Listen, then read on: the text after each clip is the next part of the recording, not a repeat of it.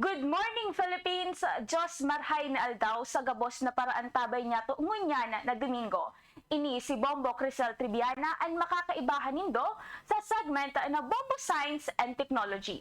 Sa segment na ini tutukaron ta ang mga panibagong kaaraman na nagbubungkaras sa sensya asin teknolohiya kung saan makakatabang sa pang-ural daw na buhay. Ngunyan, pag-uurolayan ta ang mga panibagong discoveries asin impormasyon na nangyayari sa satuyang kapalibutan. Dain na bag-o sa ito nga pantangog ang issue ni na plastic pollution. Pero ngunyan, igwanin magkabagong eksperimento na pigibo ang UNDP Philippines kasabay ang Japan Manned Space Systems Corporation. Target ka ini gamiton ang satellite para matukdo kung saan naglalaog ang plastic waste sa Ilog Pasig asin iba pa nga salog sa Metro Manila. Dakulang bagay ini ta permi na nga problema ay na basura sa satuyang nasyon. Ang Pasig River dekada na ini na simbolo ni na polusyon. Sa mga pag-aadal, kabali ini sa mga salog sa bilog na kinabaan na dakulang nagdadara ng plastik pasiring sa kadagatan. Sa datos, abot sa 2.7 milyong tonelada ng plastik kada taon hali sa Pilipinas ang napapaduman sa dagat. Dakulang parte ka ini hali mismo sa mga residential area.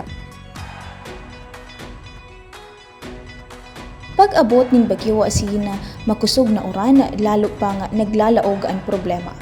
Sa pumping stations, abot sa 2 tonelada ng basura kada aldaw ay nakukolekta kada klandigdi mga plastik. Kan panahon pa kan pandemya, nagdugang ni na single-use plastic sa asin na PPE kaya mas nagdakol ang basura. Ngunya naglaog ang ideya na pwede kaya nagamiton ang satellite imagery para matukdo ang plastic waste. Sa Japan SDGs Innovation Challenge, nagtabang ang UNDP Accelerator Lab sina JAMSS, Pigibo or nagibo sinda ni remote sensing model gamit ang satellite data.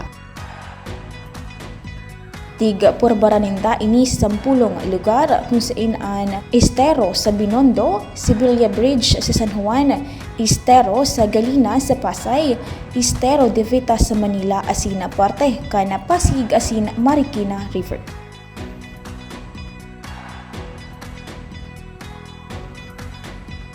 Ang teknolohiya pigamit ang imahe hali sa kalangitan, tapos sa pig-analisar para mahiling kung saan ang plastic debris. Sa kadaklan ng lugar, positibo ang resulta, nahiling ang presensya ng plastic waste. Sa Pasig City, naging uncertain ang resulta ta igwanin regular na clean-up drive. Limitado man ang kakayahan sa mga salit na estero na natatahuban ng kahoy o mga basura. Mas epektibo ini sa mga dakulang salog. Plano paninda na palawigan ang coverage sa mga dakulang salog arog Kantolyahan, Marikina asin San Juan.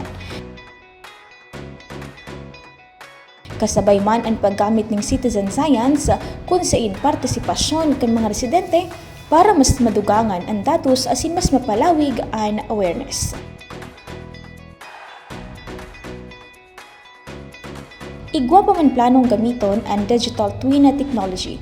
Ini sarong virtual model kan Pasig River para mas detalyado ay napag-analisa ng plastic pollution asin mga solusyon. Parte ini nin mas halengkaw na layunin ang kan UNDP na suportaran ang Sustainable Development Goals lalo na sa climate action as responsible consumption. Digdi dailang sa plastic waste monitoring. Pwede man gamiton ang satellite para sa iba pang environmental issues arog kan deforestations, urban heat islands, asin pagbabag-o nin coastline. Kung mas mapalawig pa ini, pwede man na gamiton sa disaster preparedness, halimbawa, pagbisto kung saan ang mga lugar na perming binabaha. Kung maging matrayumpo ang teknolohiya, pwede ini gamiton dahil lang sa Pasig River kundi man sa iba pa nga salog sa Pilipinas. Mas marikas ang monitoring, mas barato kumpara sa fieldwork asin mas ligtas para sa mga researcher.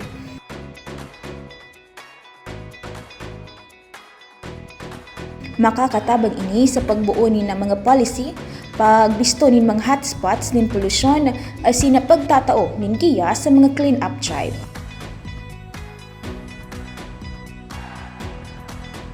Bukod digdi, nagbubukas ini din oportunidad para sa mas halangkaw ni kolaborasyon sa pag-ultanan kan gobyerno, akademya, pribadong sektor, asin komunidad.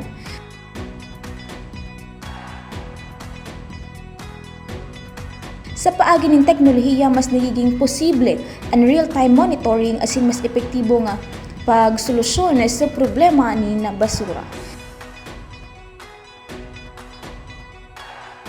Dahil lang ini-issue ng kalikasan na ang plastic pollution nagdadara ng pagbaha, nagiging kausa ng helang asin nakakaapekto sa kabuhayan kan mga parangip or kan mga parasisira.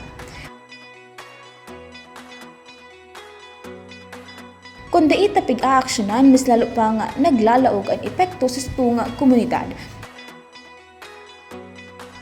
Kaya ang teknolohiya igwan ng direktang epekto sa itong pang-ural daw na buhay.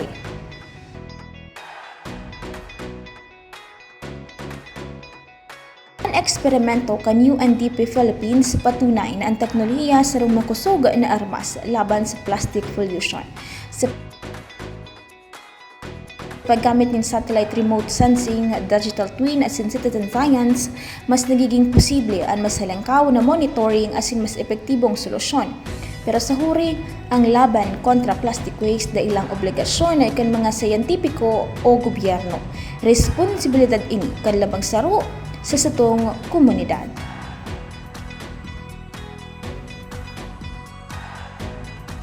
Ang problema sa basura sa Pilipinas sa bako lang urulay ning kalinigan kundi sarong seryosong hamon sa salud, kapalibutan asin kaayusan kan komunidad.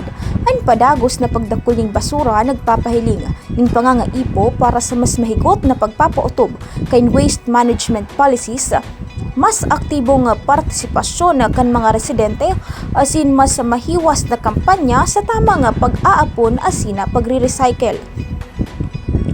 Kung iribahang mahiro ang gobyerno, pribadong sektor asin komunidad, posible ang mas malinig na kapalibutan asin mas ligtas na mamamayan.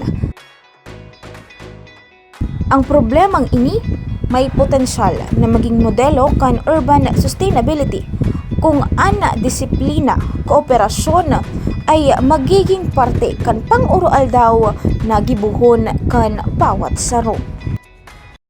Iyan mga kabombo ang situya na naman na segment para sa tuyang Bombo Science and Technology. Sa paagi kaya na sana natawan mi kamo ning magkakanigong kaaraman mapadapit man sa sensya asina teknolohiya. Liwat mag-iribahan man garay kita sa mga masurulod na simana para sa iba pang dagdag kaaraman asin impormasyon. Gikan igdi sa DCNG News and Information Center, ini ana sa indong lingkod, Bombo Crisel Triviana. This is Bombo Radio Philippines, the number one and most trusted source of news and information. Basta radyo, Bombo!